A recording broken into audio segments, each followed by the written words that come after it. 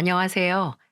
일반 회사에 다니고 있는 30대 후반의 여자입니다. 번화가에서 고깃집을 운영하는 남편과 슬아의 아들 두 명을 키우면서 살고 있어요. 아이들이 초등학교 들어갈 나이가 되니까 저도 회사 다닐 여유가 자연스럽게 생겼습니다. 요즘 맞벌이 안 하고 남편 혼자 벌어서는 애들 키우기가 참 어려운 시대잖아요. 육아휴직을 끝내고 처음 회사로 다시 복직하던 날 발걸음이 떨어지지 않았습니다. 회사 다니면서 아이 키우는 엄마들은 제 마음에 공감하실 것 같네요. 하지만 제가 독하게 마음먹고 회사를 다니겠다고 고집부렸던 건 가족을 위해서였어요. 나중에라도 아이들이 하고 싶은 공부가 있다거나 갖고 싶은 게 있으면 다 해주고 싶은 부모 마음이랄까요? 어떤 부모가 자기 자식에게 안 좋은 것만 해주고 싶겠어요. 그리고 또 하고 싶은 게 있다고 말하는 자식에게 아무것도 해줄 수 없는 무능력한 부모가 되고 싶진 않았고요. 제가 이렇게 독한 마음으로 결심하면서 살게 된 건 시댁의 영향이 컸습니다. 저는 시댁의 발길을 끊고 산지 벌써 3, 4년 정도 된 것 같네요. 얼마나 지독한 시집살이 했길래 이 정도로 긴 시간 동안 얼굴도 안 보고 살았나 싶으시죠? 세상의 모든 부모가 100점짜리 부모일 수는 없겠지만 그래도 거머리 같은 부모가 되면 안 되는 거 아닌가요? 남편과 제가 시댁을 등지고 아들 둘이나 제대로 키워보자며 살게 된 사연을 지금부터 해보려고 합니다. 저희 시댁의 가장 큰 문제점은 시댁 식구 중 누구 한 명의 문제가 아니라 온 가족이 문제라는 거예요. 시댁 식구 중 한 명과의 문제라면 저와 남편도 이 정도로 긴 기간 동안 안 보고 살진 않았을 겁니다. 시댁 식구들 개념 없는 거 모르고 결혼했냐고 하실 수도 있겠네요. 처음에 남편을 만났을 때 지금 같은 무개념 시댁은 상상도 못했습니다. 남편을 처음 만나게 된 건 가까운 친구의 소개로 만나게 됐어요. 지금은 자영업 사장님으로 살고 있는 남편도 처음에는 회사원이었죠. 처음 봤을 때는 남편이 키도 크고 훤칠해서 인상이 마음에 쏙 들었어요. 그런데 성격도 시원시원하고 사람이 솔직하다고 생각하게 됐습니다. 제가 낯을 가리고 긴장을 한 채 나간 자리였는데 남편이 자연스럽게 이끌어줬어요. 그래서 그런지 금방 친해질 수 있었던 것 같습니다. 그 후로도 자연스럽게 몇 번 만나다가 남편의 고백으로 연애를 하게 된 거예요. 남편은 저와 번화가를 지나가다 이런 말을 하더군요. 우리 나중에 결혼하면 여기서 고깃집 차려놓고 장사하자. 고깃집? 장사는 뭐 아무나 하나? 둘이 같이 하면 자리도 금방 잡고 인건비도 줄일 수 있지 않을까? 에이, 고정 월급을 버는 사람이 있어야지. 그럼 내가 당신 목까지 두 배로 열심히 일하면 되겠네. 내가 고깃집 대박 나면 당신 편하게 살게 해줄게. 남편과 저는 늘 미래에 대한 이야기를 나눴어요. 늘 성실하고 착실했던 남편은 미래 계획도 뚜렷했던 사람이었고요. 이런 사람을 보고 어떻게 결혼 생각을 안 할 수 있겠습니까? 정말 시댁 안 보고 남편만 보면 이런 사람이 또 없을 정도로 완벽한 사람이었어요. 그래서 남편과 둘이 많은 대화를 나누면서 미래에 대한 계획을 만들어 갔습니다. 그러다 본격적으로 결혼 준비를 하게 됐고요. 연애를 1년 넘게 하는 동안에도 시댁은 오로지 어머님만 일하는 것 같았습니다. 그래도 그때까지만 해도 어머님이 일을 하시는구나 생각했죠. 아버님이 사업을 하시다가 10년 전에 망하면서 그 후로 아무런 일을 하지 않는 것 같았어요. 시누이도 말로는 취업 준비를 한다고 했지만 뚜렷하게 일자리를 구하려고 노력하는 것 같지 않았고요. 그 당시에는 어머님 말고는 돈을 버는 사람이 없었던 겁니다. 그래도 자세한 내막을 모르니까 집에만 있는 게 큰 문제인가 싶더라고요. 그리고 제가 시댁 식구들 모시고 살 것도 아니고 그렇다고 남편이 시댁에 생활비를 보내고 있는 것도 아닌데 큰 문제라고 생각하지 않았습니다. 그렇게 저는 양가 어른들을 모셔놓고 상견례를 하게 됐어요. 하지만 정말 문제는 따로 있었어요. 돈을 벌고 말고의 문제가 아니라 그때 상견례 자리에 나타난 예비 시댁 식구들이 행색이 경악 그 자체였거든요. 그래도 명색이 상견례인데 옷은 좀 갖추고 나와야 하는 거 아닙니까? 시아버지는 허름해 보이는 등산복을 입었고 시어머니는 모임이라도 다녀온 건지 옷이 정말 특이했어요. 게다가 하나 있는 시누이는 트레이닝복에 슬리퍼를 질질 끌고 나온 겁니다. 정말 기가 막히지 않나요? 예비 시댁 식구들은 상견례가 아니라 집에서 잠깐 자다가 마실 나온 것 같았다니까요. 그래서 저희 부모님은 크게 당황한 얼굴로 쳐다보고 있는데 눈치 없는 시어머님이 저희 친정엄마를 보면서 말씀하셨습니다. 안녕하세요. 그냥 가볍게 밥만 먹는 자리인데 너무 힘주고 나오신 거 아니에요? 그냥 편하게 오시지. 무슨 대단한 재벌집 상견례도 아니고 너무 오버하셨네요. 그래도 예비 사돈을 보는 자리인데 기본적인 격은 갖추고 오셔야죠. 다른 모임을 가도 그렇게는 안 나갈 것 같은데 참 편하게 생각하시네요. 복잡하게 살아서 못하나요? 그냥 편하게 생각하고 살아야죠. 뭐 그래도 처음 봤으니까 밥이나 먹고 가죠. 결혼은 둘이 알아서 하고요. 그 순간 저희 어머니 표정은 밥 먹다가 돌이라도 씹은 표정처럼 언짢아 보이셨어요. 저도 상견례 자리에 예비 시댁이 저런 차림으로 나올 줄 몰라서 당황하고 말았고요. 남편도 꽤나 당황한 얼굴이었어요. 처음에는 제가 마음에 안 들어서 깽판을 치려고 나온 건가 싶었습니다. 하지만 정말로 아무 생각이 없는 분들이었어요. 상견례 자리에 나온 차림부터 심상치 않았는데 정말 밥만 먹으러 나온 사람들처럼 작정하고 먹고 마시더군요. 그것도 술까지 시켜서 정말 무슨 모임이라도 놀러 나온 사람들처럼 먹고 마시기 시작했습니다. 정말 가관이었던 건 아버님의 술주정이었어요. 10년 전 사업했던 때 이야기를 하면서 침을 튀기면서 저희 아버지께 헛소리를 늘어놓기 시작했어요. 내가 10년 전에는 이런 식당 쳐다도 안 볼 정도로 고급 식당만 다녔어요. 그만큼 돈을 잘 벌던 사람이라고 내가. 여기 반찬 봐요. 이런 싸구려 반찬에 냄새만 잔뜩 나는 음식에다가 우리 다음엔 내가 아는 그 고급 식당에서 봐요. 여기도 소박하고 음식 괜찮은데요, 뭘. 술만 안 드셔도 음식 맛이 잘 느껴지실 텐데 그만 좀 마시고 좀 진정하세요. 사도는 뭘 먹고 즐길 줄을 모르시네. 아버님은 끝까지 침을 튀기며 과거에 사업할 때는 이런 식당 오지도 않았다면서 쓸데없는 소리를 늘어놓으셨어요. 평소 인자하고 차분하던 저희 아버지도 슬슬 표정이 굳어가고 있었습니다. 결국 보다 못한 남편이 아버님을 모시고 잠깐 밖으로 나가면서 일단락됐어요. 하지만 아버님만 문제였다면 시댁에 편견도 안 생겼을 겁니다. 남편이 아버님 모시고 잠깐 나가니까 다음은 어머님이셨어요. 어머님은 대뜸 저희 친정엄마를 보면서 궁금하다는 표정으로 이렇게 물으셨죠. 우리 집 시집 올 때 예단 뭐 해와요?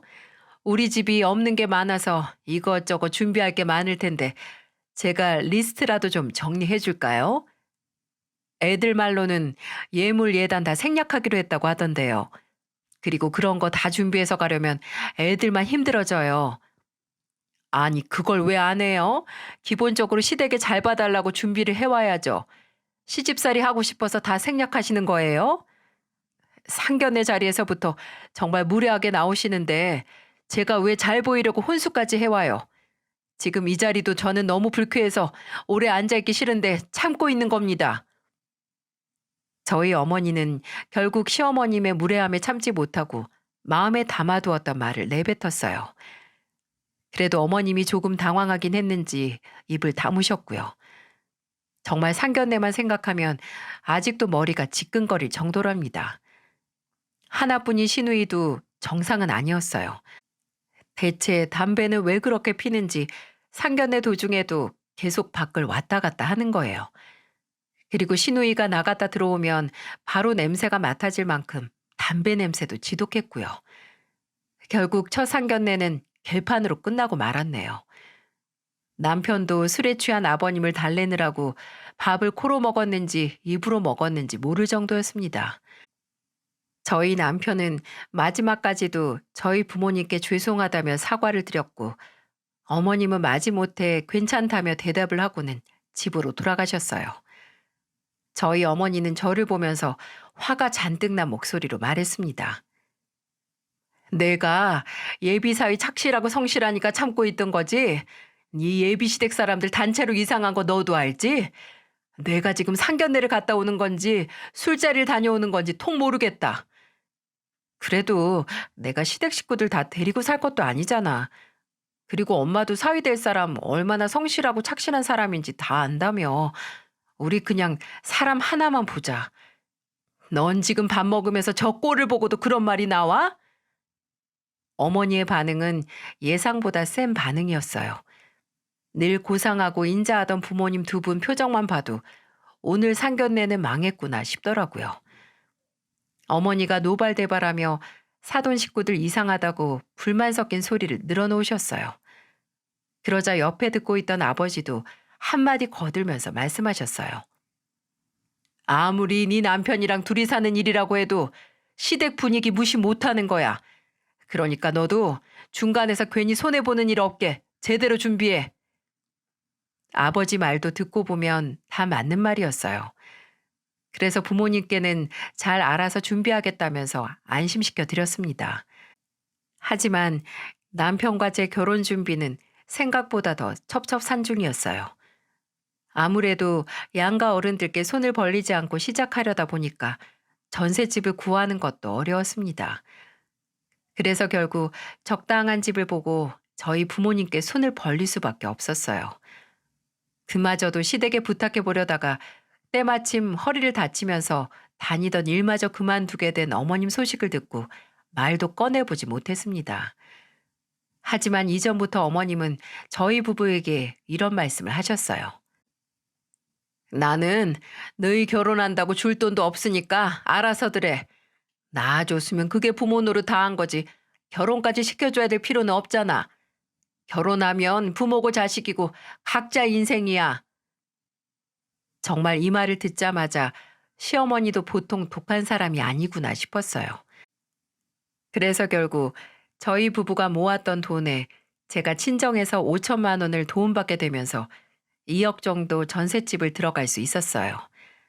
정말 결혼 전부터 시댁이랑은 잘 맞는 게 하나도 없었고 도움이라고는 한 번도 받을 수 없었습니다. 그렇게 우여곡절 끝에 결혼식을 올리고 함께 살게 됐어요. 이제는 정말 둘이서만 잘 살면 다 괜찮을 거라고 생각했죠. 하지만 제 예상과 달리 제 결혼 생활은 예상치 못한 방향으로 흘러갔어요. 저희 아버지가 제게 해주셨던 말 중에 둘만 좋다고 잘 살 수 있는 게 아니라는 말이 떠오를 정도였습니다. 결혼할 때 돈 없다면서 한 푼도 못 도와주던 어머님은 저희 부부가 전세 아파트를 구하고 사니까 꽤 돈이 있는 줄 알았나 봐요. 어느 날 문득 제게 전화해서 어머님이 뻔뻔한 목소리로 말씀하셨습니다. 결혼을 했으면 며느리 노릇도 하고 해야지. 어떻게 된 애가 내가 전화해서 일일이 말해서 알려줘야 알 수가 있어? 용돈 많이도 필요 없고 50만 원씩 매달 좀 보내라. 계좌번호는 문자로 남겨놓을게. 용돈을요? 저희가 용돈 드릴 형편이 어딨어요. 남편도 얼마 전에 회사 그만두고 가게 차려서 당분간 제 월급으로 생활해야 돼요. 꼴랑 둘이 살면서 시댁에 용돈 보낼 돈이 없다는 게 말이 된다고 생각하니? 그래서 내가 100만 원도 아니고 50만 원 보내라고 하잖니. 저희 결혼할 때는 낳아주면서 부모 노릇 끝이라면서요. 그렇게 말씀하시면서 저희 아무것도 도와주신 거 없잖아요. 자식 장가 보내면 각자 도생이라면서요. 제발 그 용돈 타령 좀 그만하세요. 저는 어머님의 용돈 타령에 이골이 날 지경이었어요. 100만 원 달라고 하려다가 저희 부부 생각해서 50만 원만 달라고 한 거라는 어머님의 말이 이해가 가시나요? 저는 정말로 어머님 생각에 조금도 동의할 수 없었습니다. 그래서 어머님께 각자 알아서 살자는 의미로 마지막에 할 말을 해버렸어요. 각자 도생이라면서 신혼집도 못 구하고 발 동동거리고 있을 때는 외면하다가 이제는 용돈을 달라는 어머님 태도에 기가 막힐 수밖에 없었습니다. 그것도 한 번도 아니고 계속해서 용돈 타령하니까 저는 점점 어머님 전화를 피하게 됐어요. 그래도 불행 중 다행인 건 결혼하고 남편이 번화가에 차린 고깃집이 꽤 장사도 잘 되고 입소문도 좋았다는 거예요. 하지만 조금 더 지켜봐야 정확한 매출을 예상할 수 있어서 나름 아끼면서 살고 있었어요. 그런데도 시댁은 저희가 갑자기 대박이라도 난 것처럼 들러붙기 시작했네요. 결혼하고 몇 달간 용돈 타령하던 어머님은 다른 걸 요구하기 시작했습니다. 제가 전화를 피하니까 신혼집까지 찾아와서 까랑까랑한 목소리로 말씀하셨어요. 하나 있는 며느리랑 전화 한번 하는 게 이렇게 어려울 일이야? 내가 꼭 이렇게 오기까지 해야겠어? 무슨 급한 일이라도 있으세요? 내가 내일 모레 고등학교 동창 모임에 가야 되는데 들만한 가방이 없고 옷도 없잖니. 카드 좀 줘봐. 그래야 나도 구색을 맞춰서 나가지. 내가 밖에서 망신당하면 너희도 창피할 거잖아. 정말 기가 막혔어요. 그렇게 구색을 따지는 분이 상견례 자리에 말도 안 되는 차림으로 나오셨다는 게 믿겨지시나요? 게다가 너무 당당하게 저한테 맡겨둔 카드라도 있는 것처럼 말하니까 저도 어이가 없어서 한 소리 해버렸어요. 어머님이 언제부터 구색을 맞추셨어요? 저희 부모님 처음 보는 자리에도 대충 오셨잖아요. 동창이면 친구분들일 텐데 편하게 다녀오세요. 대충? 넌 우리 집을 아주 개무실하고 살고 있던 거네. 그러니까 내 전화도 안 받고 막 나오는 거지? 겉으로는 어머님, 어머님 하면서 뒤로는 얼마나 욕을 하고 살았을까? 아니요. 전 무시한 적 없어요. 그냥 어머님 말씀처럼 각자 도생하고 있는 거니까 저한테 돈 타령하지 마시고 아버님께 가보세요. 그리고 어머님이 먼저 어른처럼 저희 생각해 주셨으면 저도 이렇게까지는 안 했을 거예요. 끝까지 제 탓을 하는 어머니께 저는 단호하게 말했습니다. 그리고는 제가 남편 얼굴에 먹칠하는 거라면서 화를 내셨어요. 그래도 전 눈 하나 깜짝 안 했답니다. 여기까지만 들어도 남편 앞길 막는 사람은 누가 봐도 시댁 어른들 아닌가요? 항상 이렇게 뻔뻔한 어머님은 그러려니 할 수 있었어요. 하지만 제일 어이없었던 건 하나 있던 신우였습니다. 요즘 뉴스만 틀어도 젊은 사람들은 취업하려고 바쁘다는데 신우이는 술 먹고 친구들 만나러 돌아다니느라 바빴어요. 그러면서 저에게 전화해서 신우이가 뻔뻔한 부탁을 하더군요. 새언니, 저 용돈 좀 주세요. 시집 온 지도 꽤 됐는데 우리 너무 정없이 사는 거 아니에요? 제가 왜 아가씨 용돈까지 챙겨야 돼요? 아가씨 드릴 거면 어머님을 드렸겠죠. 저희도 빠듯하니까 취업 준비나 하세요. 우리 엄마는 용돈으로 50만 원 달라고 했다면서요. 난 싸게 30만 원 줘도 감사하게 받을게요. 그리고 우리 집에는 비밀로 할 테니까 걱정 마세요. 저 입이 엄청 무거워요. 저는 정말 왜 신우이 용돈을 제가 챙겨야 되는지 이해할 수 없었어요. 뭐 줄 수야 있겠죠. 그런데 제 신우이를 챙기더라도 생일이나 어떤 특별한 날에 가끔 챙기지 않나요? 그리고 제가 자발적으로 신우이 챙기는 거랑 이렇게 무작정 전화해서 30만 원은 싼 거 아니냐면서 말하는 거 완전히 다른 거 아닙니까? 그래서 저는 신우이의 말도 안 되는 소리를 듣고 기가 차다는 목소리로 말했죠. 아가씨 그러지 말고 돈 필요하면 저희 남편 가게에서 아르바이트라도 해보세요. 요새 일손도 부족한데 일하면서 돈 버는 게 서로 편하지 않겠어요? 어차피 취업도 안 될 거 아르바이트 하면서 돈 모으세요. 새언니, 그렇게 안 봤는데 생각이 꽉 막히셨네요. 내가 나중에 취업하면 새언니부터 챙길 텐데 저한테 지금 고깃집 가서 아르바이트 하면서 돈 벌어 쓰라는 게 말이 된다고 생각해요? 저 그런 일 한 번도 해본 적 없어요. 지금 아가씨 찬밥 더운 밥 가릴 때가 아니에요. 돈 한 푼 없어서 목구멍에 포도청일 때는 나가서 일을 해야죠. 저는 절대 용돈 안 줄 거니까 돈 필요하시면 가서 아르바이트라도 해요. 저는 아가씨에게 으름장을 놓으면서 전화를 끊어버렸어요. 돈이 없으면 돈 벌 생각을 해야 하는데 이상하게 시댁 식구들은 이런 식으로 거머리같이 들러붙었어요. 결혼하고 1년이 지날 때쯤 시댁의 돈 타령에 점점 지쳐가고 있었습니다. 그런데 마침 제가 첫째를 임신하게 된 거예요. 남편이 가게 일로 바쁠 때라서 알아서 몸 관리하면서 지내고 있었죠. 그래도 양가 어른들께 임신 소식을 알리자 축하도 받을 수 있었어요. 하지만 시댁 반응은 영 좋진 않았지만 그래도 크게 신경 쓰진 않았습니다. 어머님은 마치 왜 지금 타이밍에 임신을 했냐는 반응이었고 아버님도 좋아하는 기색은 아니었어요. 황당했지만 제가 어쩔 수 있는 것도 아니고 그냥 신경 쓰지 않으려고 했죠. 그런데 시댁 반응이 시원찮았던 이유가 있었어요. 저희 부모님은 제가 임신했다는 말에 비싼 소고기도 보내주시고 각종 반찬도 챙겨주셨어요. 하지만 역시나 시댁은 달랐어요. 아버님은 제가 잠깐 휴가를 내고 집에 있던 날 갑자기 저희 집에 찾아오셨어요. 그리고는 저를 보면서 뜬금없이 이런 부탁을 하시더군요. 너 임신했다며? 이제 돈 나갈 일도 많을 텐데 지금처럼 여유 있을 때 나 중고차 하나 뽑아주라. 아버님 일도 안 나가시는데 무슨 차가 필요하세요? 그리고 차를 사면 주유비에 보험료에 나갈 돈이 얼마나 많은데요. 일단 사주면 내가 알아서 한다니까. 무슨 걱정이 그렇게 많어. 다른 집은 며느리 임신하면 차 뽑아주는 집도 있다던데 저는 아버님이 더 큰 돈 쓰기 전에 중고차 하나 뽑아달라고 한다는 게 말이 되나요? 저는 정말 어이가 없었어요. 분명히 어쩌다가 차 뽑아주면 돈 필요하다고 돈 달라게 뻔했습니다. 안 봐도 비디오 아닌가요? 그때가 결혼 2년 차였는데 시댁이라면 징글징글할 정도였어요. 그래서 저는 뻔뻔하게 집까지 찾아와서 중고차를 뽑아달라는 아버님께 말했어요. 아버님, 저희 결혼할 때 아무것도 안 해주신 거 저 한 번도 불평 불만했던 적 없어요. 그런데 어떻게 임신한 며느리한테 차 뽑아달라는 말을 할 수 있으세요? 저 돈이 차고 넘쳐도 절대 차 못 뽑아드려요. 아니, 그게 다 네 돈이야?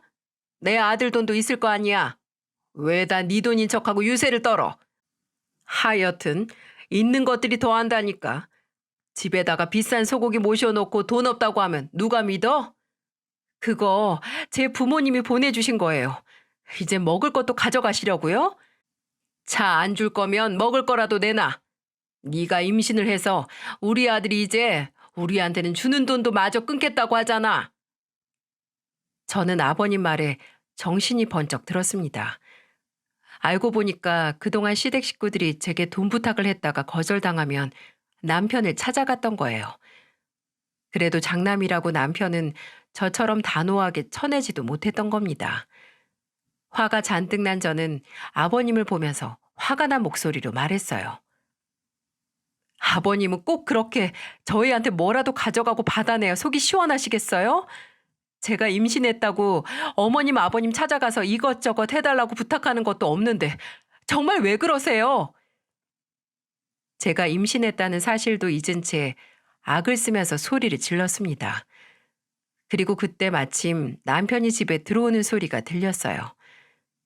아버님은 갑작스런 상황에 남편을 보면서 횡설수설하며 말했습니다. 내가 중고차 좀 뽑아주면 이제 돈 달라고 안 하겠다는데 저렇게 화를 내지 않냐. 다 자기 돈도 아니고 엄연아 내 아들 돈으로 중고차 좀 사달라는데 이럴 일이니 이게? 집에서 당장 나가세요. 그동안 그만큼 도와드렸으면 되잖아요. 대체 제가 언제까지 식구들 돕고 살아야 되는데요? 아버님은 남편의 호통에 쫓기듯이 집을 나가셨어요. 저는 너무 억울해서 남편한테 안겨서 펑펑 울었습니다. 하염없이 저를 달래주던 남편은 제게 미안하다는 말만 반복했어요. 그리고 저는 한숨 자고 일어나라는 남편의 말에 방에서 조금 쉬어야만 했습니다. 그렇게 한참을 놀란 가슴 쓸어내리고 자고 일어났는데 주방에서 술을 마시는 남편이 보였어요. 저는 남편 맞은편 의자에 앉으면서 말했습니다. 왜 혼자 술을 마시고 있어? 에이, 미안해. 괜히 이런 집으로 시집 와서 당신이 못 볼 꼴이나 보고 살고 내가 아무리 열심히 살아도 우리 식구들 때문에 당신을 너무 힘들게 하는 것 같아. 그동안 나 몰래 시댁 돕고 있었던 거야? 어쩔 수 없었어. 세 식구 모여 살아도 누구 하나 제대로 사는 사람도 없고 나라도 도와줘야 살 것 같았어. 그리고 내가 장남이니까 아무리 신경 안 쓰려고 해도 어쩔 수가 없더라고. 매번 이번이 마지막이라고 하긴 하는데 그 후로도 똑같았어. 당신이 그렇게 도와줄 줄 아니까 그러는 거야. 힘들더라도 이제는 어머님 아버님 일에 그만 도와드려. 이제 우리 태어날 아기도 있는데 우리 가족 생각도 해야지. 저는 남편의 손을 잡으면서 단호하게 말했어요. 이제 태어날 아이도 있는데 언제까지 시댁을 도울 수만도 없는 일이지 않겠습니까? 게다가 지금껏 도와줬는데도 시댁은 고마운 것도 모르고 제멋대로 펑펑 돈을 쓰면서 살고 있었고요. 그렇게 시간이 흘러 저는 첫째 아이를 건강히 출산할 수 있었습니다. 집안에 아이가 생기면 집안의 분위기가 달라진다고 하죠. 제 친정은 늘 전화해서 손자 안부를 물으며 더 연락도 자주 하고 안부를 물으면서 지냈지만 시댁은 달랐습니다. 제가 첫째를 낳고 시간이 흘러 둘째까지 낳았을 때도 시댁 식구들은 다 백수였어요. 시간이 흘러서 9년이 지났지만 시댁은 백수였답니다. 저는 남편과 정말 이를 악물고 살았어요. 남편은 절대 자기 부모님 같은 사람 안 될 거라면서 고깃집 일에 최선을 다했어요. 저도 육아휴직을 쓰고 애들을 보다가 복직까지 했지만 육아 일을 병행하면서 최선을 다하고 있었죠. 그 와중에도 누구 하나 도와주는 시댁 식구는 없었고요. 오히려 돈이 필요할 때마다 습관처럼 남편을 찾곤 했죠. 저한테 전화해봐야 안 된다고 할 게 뻔했고 남편은 마음 약한 장남이라는 걸 잘 알고 계셨던 겁니다. 남편도 시댁이라면 치를 떨다가도 막상 어렵다고 하면 완전히 외면하기는 어려웠어요. 이렇게 힘들 때마다 도와주니까 시댁은 9년이 지나도록 지하방을 떠나지 못하고 그대로 살고 있었어요. 돈이 생기면 모을 생각도 없고 쓰기 바쁘니까 돈을 모을 수가 없었고 돈을 못 모으니까 이사를 갈 수 없는 형편이었죠. 정말 한심하지 않습니까? 그렇게 9년을 시댁과의 전쟁처럼 살았어요. 창과 방패처럼 시댁에서 창을 들고 돈 달라며 쫓아오면 저와 남편은 방패로 막는 분위기였답니다. 이때는 저만큼 힘든 결혼 생활이 대한민국에 또 있을까 싶었죠. 시댁 덕은 못 봐도 손해는 보면 안 되는 거 아닌가요? 그래도 한 줄기 빛은 있다고 갑자기 청약에 당첨되면서 32평 아파트를 매매할 수 있는 기회가 생긴 거예요. 그동안 성실하게 살았다고 하늘에서 준 선물 같았답니다. 애들도 점점 커서 유치원 들어갈 나이쯤이었는데 아들 두 놈한테 각자 방을 만들어 줄 수 있다는 게 제일 행복했어요. 아이들도 이사 간다는 말에 기쁜 목소리로 말했습니다. 엄마, 우리 이사 가면 내 방에 침대도 생겨요? 그럼 엄마가 우리 큰아들 방, 작은아들 방 예쁘게 만들어 줄게. 우와, 신난다. 저희 부부는 기뻐하는 아이들을 보면서 흐뭇했어요. 이래서 자식들한테 쓰는 돈은 아깝지 않다고 하는가 봅니다. 이제는 진짜 삶이 좀 나아지는구나 싶었어요. 그런데 꼭 이렇게 좋은 날 재를 뿌리는 사람들이 있지 않습니까? 바로 뻔뻔함으로 먹고 살던 시댁에서 또 한 번 제 속을 뒤집어 놨답니다. 글쎄 32평으로 이사 간다는 소식을 알게 된 어머님이 제게 전화해서 이렇게 말하시는 거예요. 이번에 이사 간다면서 왜 우리한테는 뒤늦게 알게 하는 거냐? 당연히 우리도 먼저 알았어야지. 숨긴 것도 아니고 말씀드렸는데 뭐가 문제될 게 있나요? 얘 좀 봐라. 우리도 그 집에 들어가야 될 거 아니야. 우리는 지하방에서 아직도 살고 있는데 너희만 새 집으로 이사 간다는 게 말이 된다고 생각하니? 그 순간 뒤통수를 세게 얻어맞기라도 한 것처럼 어안이 벙벙했어요. 생각한 적도 없고 그럴 생각도 없었는데 왜 제가 시댁 식구들과 같이 살아야 합니까? 그것도 돈 한 푼 보탠 적 없고 오히려 돈만 뜯어가는 시댁 식구들과 말이죠. 이건 제대로 짚고 넘어가야겠다고 생각했어요. 그래서 어머님께 단호한 목소리로 말했습니다. 어머님, 그 집 안방에 왜 어머님이랑 아버님이 들어오세요? 절대 그럴 일 없어요. 우리도 부모인데 왜 너희만 좋은 곳에 살아? 다 내가 우리 아들 잘 키웠으니까 네가 그 정도로 사는 거야. 그럼 은혜 갚는다 생각하고 우리를 모시고 살아야지. 대체 뭘 도와줬다고 이렇게까지 하세요? 저는 어머님이랑 아버님께 돈 달라고 손 벌린 적 없잖아요. 그리고 자식이 잘 살게 응원해주고 도와줘도 모자랄 판에 지금 뭐 하시는 거예요? 뭐야? 내가 내 아들 돈으로 호사 누린다는데 네가 뭔데 난리야? 이대로는 못 살겠어요. 자식 등골 빼먹기만 하는 시댁 식구들이랑 더 이상 이렇게는 못 지내겠어요. 한 번만 더 말도 안 되는 소리 하면 정말 인연 끊을 거니까 알아서들 하세요. 그리고는 전화를 아예 끊어버렸어요. 정말로 시댁과 인연을 끊을 작정으로 했던 말입니다. 그동안 야금야금 가져간 돈이 얼만데 이제는 새 아파트 안방까지 내놓으라니 이게 이해가 가시나요? 진짜 이런 사람들이 부모가 맞나 싶었습니다. 그리고 저는 저녁에 퇴근하고 집에 온 남편에게 낮에 어머님과 통화했던 내용을 다 말했어요. 그러자 남편도 더 이상 못 참겠다는 듯 화가 잔뜩 난 채로 아버님께 전화를 해서 한바탕 크게 싸웠습니다. 어머님도 옆에서 거드는 듯 남편 통화 소리가 점점 커지고 있었죠. 마지막에 남편은 전화에 대고 호통을 치면서 으름장을 놨습니다. 가게 차리고 여기까지 끌고 온 거 다 제 돈이고 제 노력이에요. 여기에 두 분 몫은 없는 거라고요. 그동안 저도 할 만큼 했고 도울 만큼 도왔으면 됐지. 대체 언제까지 아들한테 손 벌리고 사실 거예요? 제발 정신 좀 차리세요. 한 번 더 돈 때문에 연락하거나 이사 문제로 전화하시면 정말 연 끊어버릴 거니까 그렇게 아세요. 남편은 화를 내면서 말하고는 전화를 끊어버렸어요. 정말 이게 말이 되는 일인가요? 그래도 평소에 고분고분 말 들어주던 남편이 화를 냈으니까 이제는 돈 얘기 좀 안 하겠다 싶었어요. 하지만 이런 제 예상과는 달리 어머님과 아버님의 행동은 정반대로 흐르고 있었죠. 분명 화를 내고 마지막에 전화를 끊은 사람은 남편인데 어머님은 화를 참지 못하고 다음날 저를 찾아오신 겁니다. 그리고 어머님은 정말 기가 막힌 궤변을 늘어놓으셨어요. 아마 여러분도 들어보시면 진짜 어처구니가 없다고 하실 거예요. 대뜸 집까지 달려와서 저를 보자마자 제 뺨을 내리치면서 말씀하셨어요. 저는 어머님의 갑작스런 상황에 뺨을 붙잡고 어머님을 바라볼 뿐이었습니다. 그러자 당황한 저를 보면서 어머님은 격앙된 목소리로 말씀하셨습니다. 네가 착한 내 아들 뒤에서 조종하고 있는 거 내가 모를 줄 알아? 우리 집 장남이 그런 애가 아닌데 너 만나고 지금까지 부모 말도 안 듣고 막 사는 거 봐. 너 때문에 내 아들 인생 망하면 어쩔 거야? 인생이 망해요?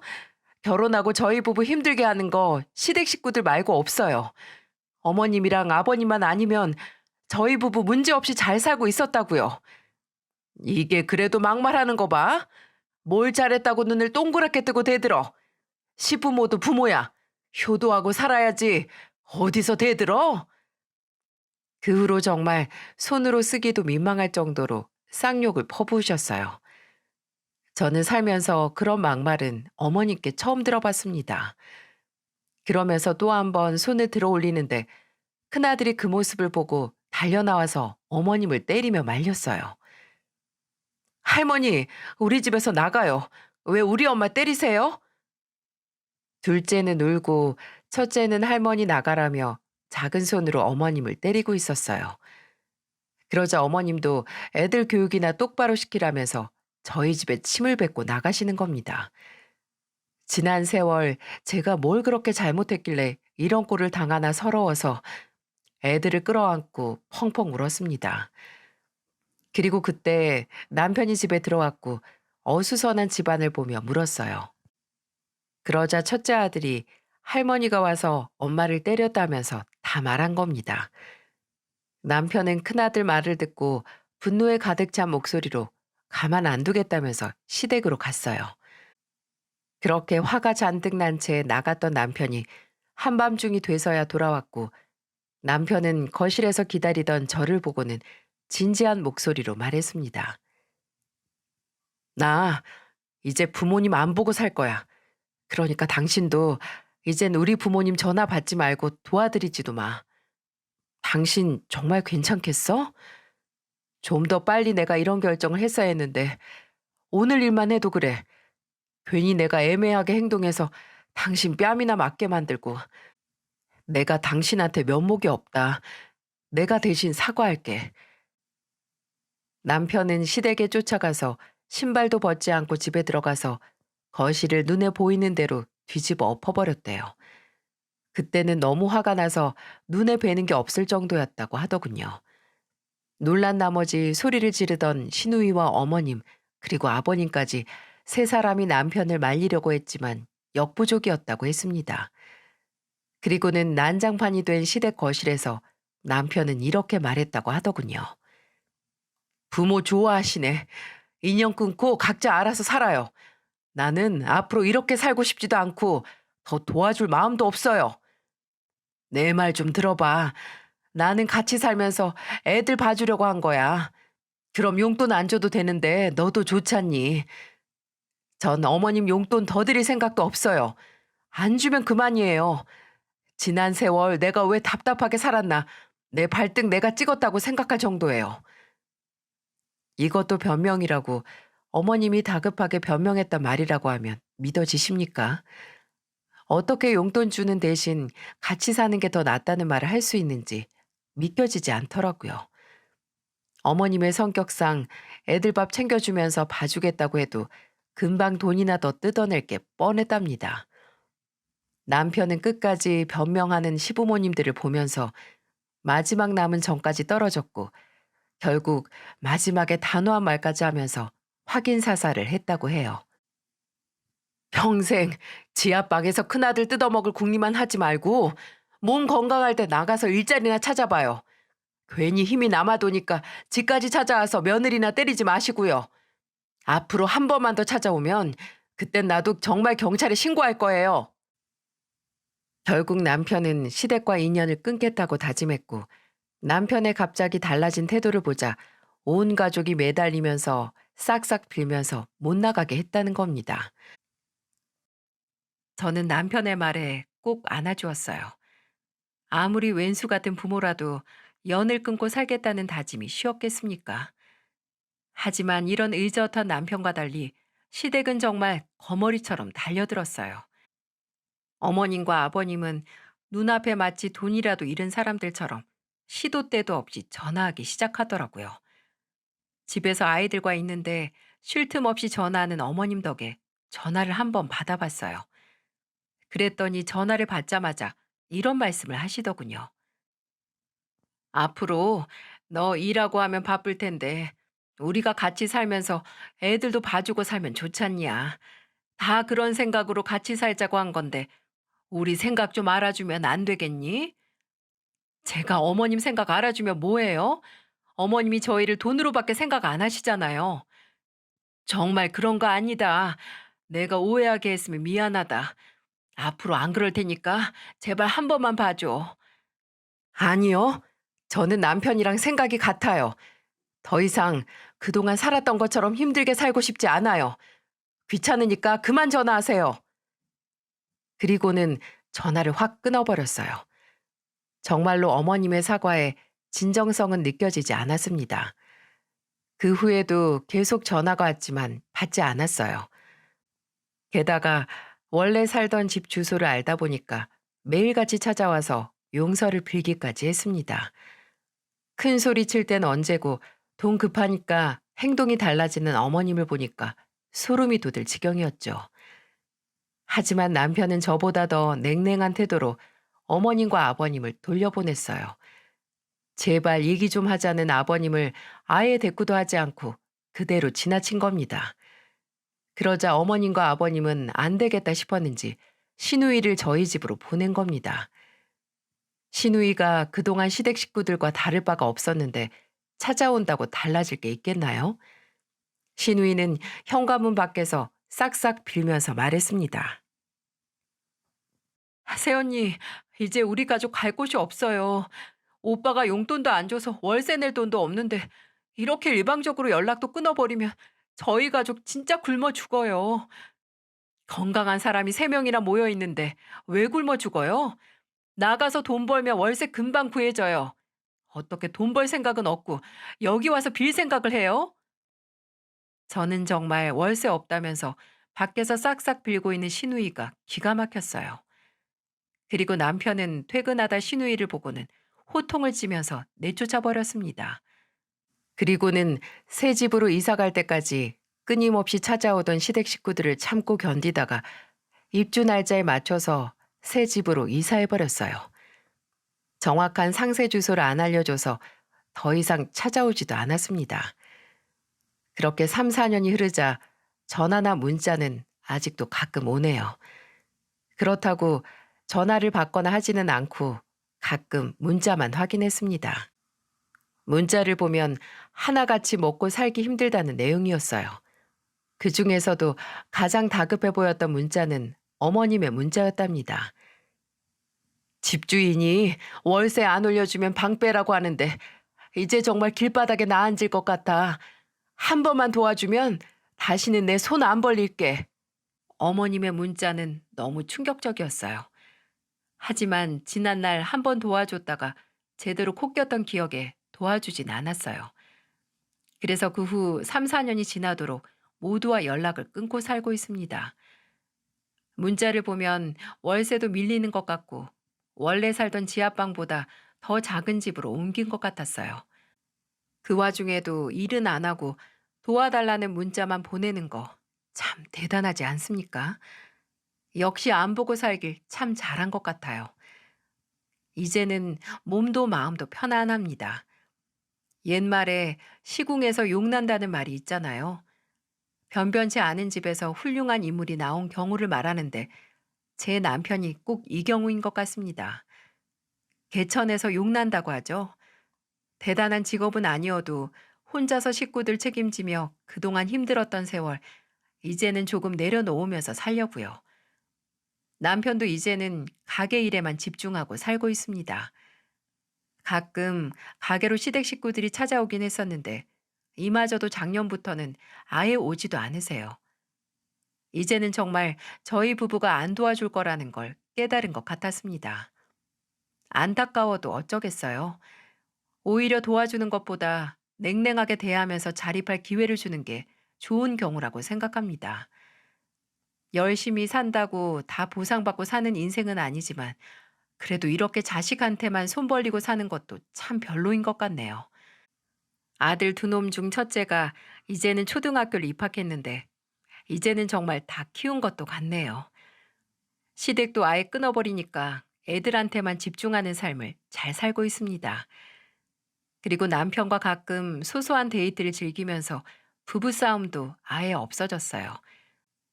예전에는 부부싸움이 생기면 늘 시댁 일로 자주 싸울 수밖에 없었거든요. 이제는 온전히 저희 가정에만 집중하니까 행복해요. 앞으로도 이렇게 가정을 책임지면서 잘 살아보려고 이렇게 다짐하는 의미로 사연도 보내게 됐습니다. 이제는 과거를 덮고 행복한 미래만 그려보려고요. 제 사연을 듣는 여러분들도 더 희망찬 내일이 기다리고 있길 빌겠습니다.